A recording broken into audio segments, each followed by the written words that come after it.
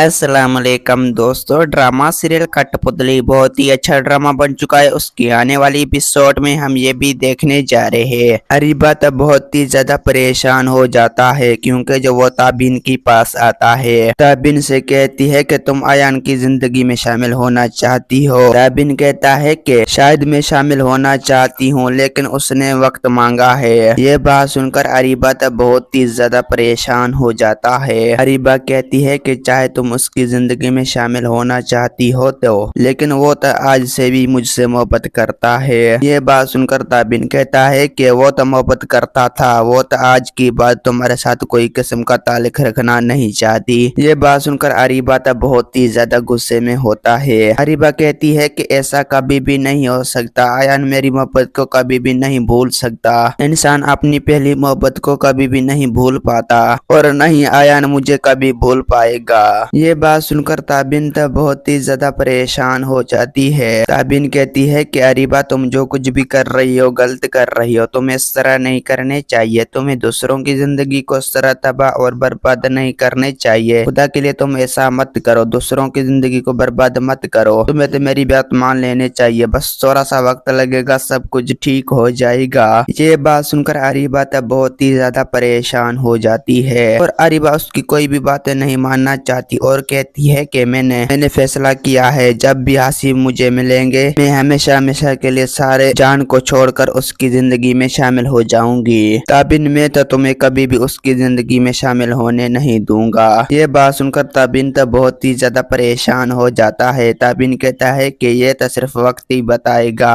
क्या अयान तुम्हें अपनी जिंदगी में शामिल कर देना चाहता है या नहीं। रिबा कहती है कि वो तो मुझसे मोहब्बत है, मेरी मोहब्बत कभी भी दूर नहीं रह सकती। दोस्तों उम्मीद है कि मेरा वीडियो आप लोगों की अच्छी लगी होंगी। वीडियो अच्छी लगी तो वीडियो को लाइक और चैनल को सब्सक्राइब लामी करना। खुदा हाफिज।